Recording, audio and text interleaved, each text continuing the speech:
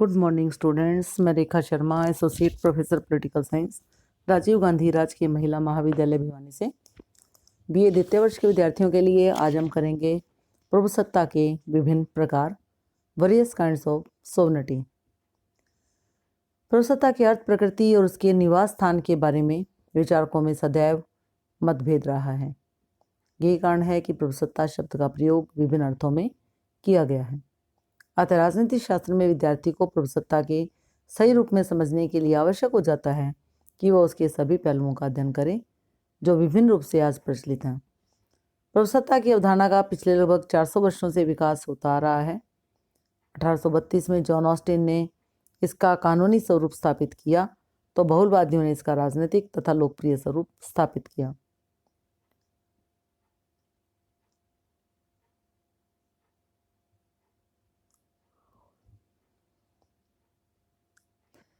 जबकि इसके आरंभ में हॉब्स ने इसका निरंकुश रूप स्थापित किया था।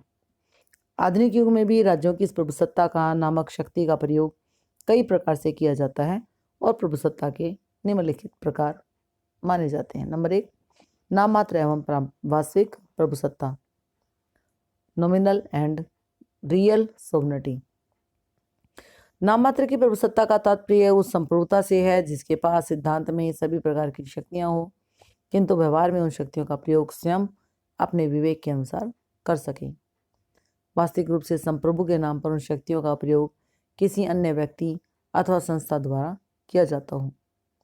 वास्तविक अथवा नाम मात्र प्रभुसत्ता का अर्थ स्पष्ट करने के लिए भारत के राष्ट्रपति का उदाहरण लिया जा सकता है।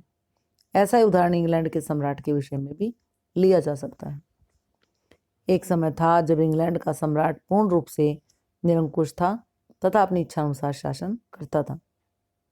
वह न्याय का स्रोत था और उसके आदेश ही कानून होते थे। वह अपनी इच्छा से कर्मचारियों को नियुक्त करता था, उन्हें पद से हटा भी सकता था। सम्राट की शक्तियों का कोई अंत नहीं था। वह मंत्रियों से सलाह लेता था, परंतु अंतिम निर्णय सम्राट का होता था। परिस्थितियां बदली तथा वर्तमान में सम्राट अपने मंत्रिमंडल के हाथों रबड़ की मोहर बन गया। सैद्धांतिक रूप से आज भी शक्तियों का स्वामी है, परंतु व्यवहारिक रूप में उसका प्रयोग वो नहीं कर सकता। राज्य की वर्तमान स्थिति को ध्यान में रखते हुए लावेल का कहना है कि संविधान के आरंभिक इतिहास के अनुसार मंत्री राजा के सलाहकार होते थे। वे परामर्श देते थे और इस संबंध में अंतिम निर्णय करना राजा का अधिकार था। अब दोनों पक्षों के काम विपरीत हो गए हैं। राजा से सलाह ली जाती है और निर्णय मंत्री करते हैं। नाम मात्र की प्रभुसत्ता का अस्तित्व केवल संसदीय प्रणाली में होता है। अध्यक्षात्मक शासन प्रणाली में प्रभुसत्ता वास्तविक होती है। अमेरिका का राष्ट्रपति वास्तविक रूप से प्रभुसत्ता का प्रयोग करता है, सैद्धांतिक रूप से भी तथा व्यवहारिक रूप से भी, और सारी शक्तियों का प्रयोग राष्ट्रपति के द्वारा किया जाता है। इसके विपरीत भारत में संसदीय सरकार की स्थापना की गई है। सैद्धांतिक रूप में सारी शक्तियों का प्रयोग राष्ट्रपति करता है, परंतु व्यवहार में सारी शक्तियों का प्रयोग प्रधानमंत्री तथा उसका मंत्रिमंडल करता है। हम बात करते हैं दूसरे नंबर की विशेषता की प्रकार की, और वो है वैध तथा यथार्थ प्रभुसत्ता। राजनीतिक वैज्ञानिकों ने वैधानिक तथा वास्तविक प्रभुसत्ता में भी अंतर किया है। वैधानिक प्रभुसत्ता उस शक्ति का नाम है जिसे वैधानिक दृष्टि से आज की सर्वोच्च शक्ति प्रदान की गई है। वैध प्रभु उस व्यक्ति अथवा व्यक्ति के समूह को माना जाता है जिसे शासन करने का कानूनी तौर पर अधिकार प्राप्त हो। वह जनता को आदेश देने तथा अपने आदेशों का पालन करवाने का अधिकार रखता है। वैध अथवा वैधानिक प्रभुसत्ता का आधार कानून है। वह शारीरिक अथवा पशुबल अथवा बल और आध्यात्मिक आधार पर शासन नहीं करता, बल्कि वह इसलिए शासन करता है क्योंकि उसके शासन करने के अधिकार कानून द्वारा स्वीकृत है। औचित्य की दृष्टि से भी आवश्यक है कि जनता उसके आदेशों का पालन करे। इसके विपरीत यह संभव हो सकता है कि जनता उसके आदेशों का पालन न करके किसी ऐसे व्यक्ति के आदेशों का पालन करने लगे कि जिसे कानून द्वारा आदेश देने के अधिकार प्राप्त हो। वह व्यक्ति अथवा व्यक्ति समूह जो शक्ति का प्रयोग करता है और जनता को शक्ति देकर उसके पालन करवाने की क्षमता रखता है, उसे यथार्थ अथवा वास्तविक कहा जाता है। वह कानून की दृष्टि में मान्य नहीं होता और न ही कानून उसे आदेश प्रसार करने का अधिकार देता है। जनता भी स्वेच्छा से उसकी आज्ञा का पालन नहीं करते, बल्कि उसकी शक्ति के भय से उसके आदेशों को शिरोधार्य करते हैं। यथार्थ प्रभु के कई रूप हो सकते हैं। वास्तविक अथवा यथार्थ प्रभु के संबंध में ब्राइस का कहना है कि यथार्थ प्रभु राज्य को बलपूर्वक झड़पने वाला या हड़पने वाला राजा, सैनिक अथवा अधिनायक, पुरोहित अथवा पैगंबर हो सकता है।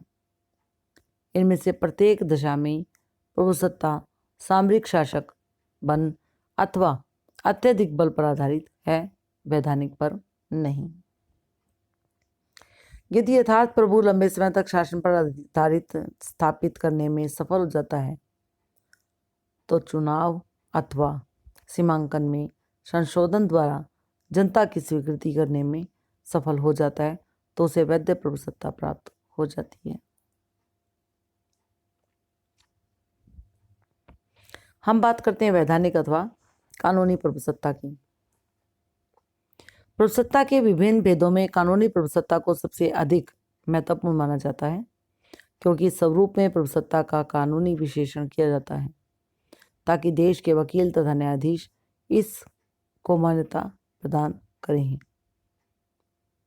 कानूनी प्रभुसत्ता से तात्पर्य राज्य की सर्वोच्च शक्ति है, जिसे कानून निर्माण करने तथा कानून से उन कानूनों को मनवाने का वैधानिक अधिकार हो, और वह सर्वोच्च शक्ति सत्ता एक व्यक्ति अथवा एक शक्ति या एक संस्था के हाथ में निहित रहती है। हम बात करते हैं मार्क्स के शब्दों में कि कानूनी प्रभुसत्ता का निश्चित सत्ता है जो राज्य के स्तरीय आदेशों को कानूनी रूप से व्यक्त कर सके तथा दैवी कानून, नैतिकता के कानूनों अथवा जनमत की उपेक्षा कर सके। किसी भी स्वतंत्र राजनीतिक समाज में कानूनी प्रभुसत्ता एक निश्चित प्रभुसत्ता होती है, जिसकी सत्ता निरंकुश, असीमित, अविभाज्य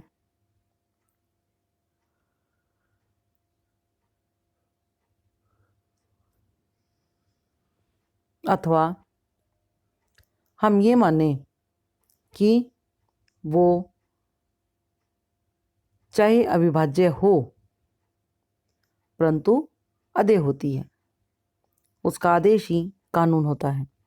राज्य के अंतर्गत कोई भी व्यक्ति अथवा समुदाय इस सत्ता के बनाए कानूनों का उल्लंघन नहीं कर सकता और न ही कानून के औचित्य को चुनौती दे सकता है। इस सत्ता के आदेशों को न मानने पर दंड दिया जाता है तथा दंड की कोई सीमा नहीं होती। कानूनी प्रभुसत्ता में निम्न विशेषताओं का होना आवश्यक है। पहले नंबर पर आता है कानूनी प्रभुसत्ता सदैव विश्लेषणात्मक या निश्चयात्मक होती है तथा किसी एक व्यक्ति अथवा समूह में निहित होती है।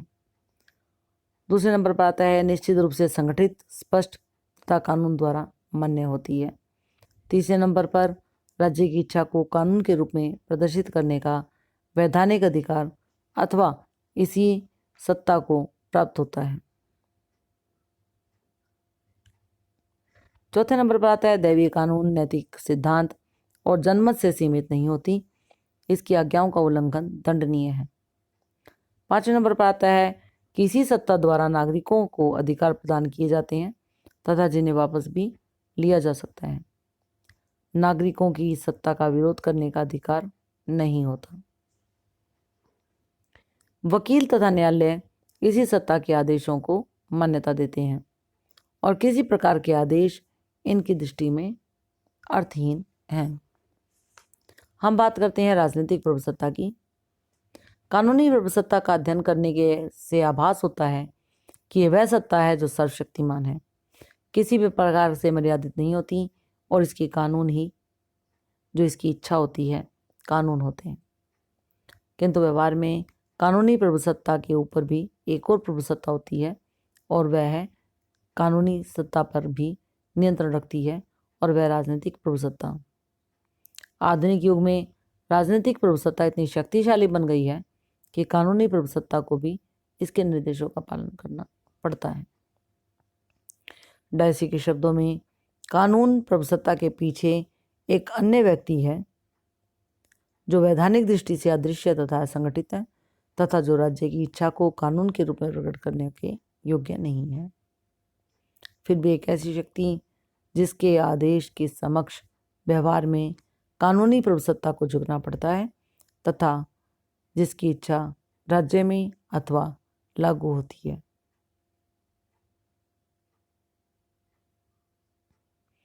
अब हम बात करते हैं कि कानूनी प्रभुसत्ता की तरह राजनीतिक प्रभुसत्ता संगठित, निश्चित तथा स्पष्ट नहीं होती। इसलिए विद्वानों ने इसके विषय में मतभेद हैं और प्रजातंत्रीय शासन में राजनीतिक प्रभुसत्ता को खोजना बहुत जटिल है, क्योंकि यह निर्णय करना कठिन होता है कि राजनीतिक प्रभुसत्ता में मतदाता होते हैं अथवा संपूर्ण जनता अथवा जनमत होता है, परंतु वास्तव में इनमें से किसी को भी सही अर्थों में राजनीतिक प्रभु नहीं माना जा सकता। यद्यपि प्रजातंत्र में मतदाताओं का बहुत अधिक प्रभाव होता है, परंतु मतदाता अपने प्रतिनिधियों को चुनने में स्वतंत्र नहीं होते। इस पर बल का प्रभाव होता है तथा मतदाता समाचार पत्रों, प्रचार, भाषण आदि से प्रभावित होते हैं। संपूर्ण जनता को भी राजनीतिक प्रभु नहीं माना जा सकता, क्योंकि इन्हें चुनाव में भाग लेने का अधिकार नहीं होता। वह भी संभव है कि जनता किसी पुरोहित, सैनिक अथवा धनी वर्ग के प्रचार में हो। हम बात करते हैं 5वें नंबर की, और वो है कानूनी प्रभुसत्ता तथा राजनीतिक प्रभुसत्ता में संबंध। राज्य प्रशासन में कानूनी तथा राजनीतिक प्रभुसत्ता के संबंधों में बहुत महत्व दिया जाता है। यदि दोनों प्रकार की प्रभुसत्ताओं से अच्छे संबंध होते हैं, यह संबंध अच्छे प्रकार के होते हैं, तो प्रशासन में एकता तथा मजबूती आती है तथा देश का विकास होता है। इसके विपरीत यदि कानूनी प्रभुसत्ता तथा राजनीतिक प्रभुसत्ता का विरोध है, तो देश में संघर्षों को जन्म मिलता है और प्रशासनिक अस्थिरता आती है तथा देश का विकास रुक जाता है। हम बात करते हैं लास्ट पॉइंट की, और वो है लोक प्रभुसत्ता, पॉपुलर सोवर्निटी। लोक प्रभुसत्ता का सिद्धांत 17वीं शताब्दी का उपज है। लोक प्रभुसत्ता का सिद्धांत राजाओं की निरंकुश शक्ति के विरोध स्वरूप उत्पन्न हुआ था। प्रभुसत्ता राज्य का आवश्यक तत्व अवश्य है, परंतु प्रभुसत्ता ना तो राज्य की संपत्ति है और ना ही वह राज्य में निहित रहती है। आधुनिक लोकतंत्र में राज्य की सर्वोच्च शक्ति वर्तमान में निवास करती है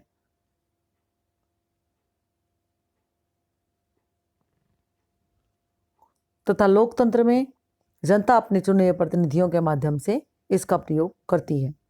अमेरिका के संविधान का निर्माण करते समय इसी विचारधारा का समर्थन किया गया था। संविधान की प्रस्तावना में इन्हीं शब्दों को शामिल किया गया है कि सरकार अपने अधिकार जनता से प्राप्त करती है। इस सिद्धांत के समर्थकों में रूसो, विलियम ऑफ जोकम और जॉर्ज चुकानन आदि विद्वान कहे जा सकते हैं। निष्कर्ष रूप में हम कहेंगे कि राज्य को राजनीति का केंद्रीय विषय माना जाता है और राज्य को समझने तथा इसका अध्ययन करने के लिए अनेक विद्वानों और अवधारणाओं का विकास हुआ। इसमें प्रभुसत्ता की एक ऐसी अवधारणा है कि प्रभुसत्ता की राज्य की सर्वोच्च शक्ति के रूप में लिया जाता है। प्रभुसत्ता में मौलिकता, निरंकुशता, सर्वव्यापकता, एकांतता, अनश्वरता, अविच्छेद्यता, अविभाज्यता आदि स्थायित्व तत्व देखने को मिलते हैं। प्रभुसत्ता की अवधारणा पर बहुलवादियों का प्रभाव पड़ा तथा इसके असीमित, निरंकुश तथा अविभाज्य तत्व को स्वीकार करने का, इनकार करने का कोई मतलब नहीं है।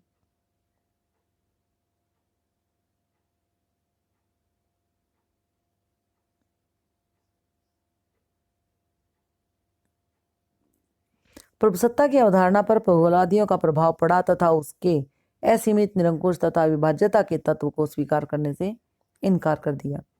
प्रभुसत्ता का प्रयोग आदिकाल से लेकर आधुनिक समय तक विभिन्न व्यक्तियों तथा समूहों के द्वारा विभिन्न शासन सत्ताओं में किया जाता है।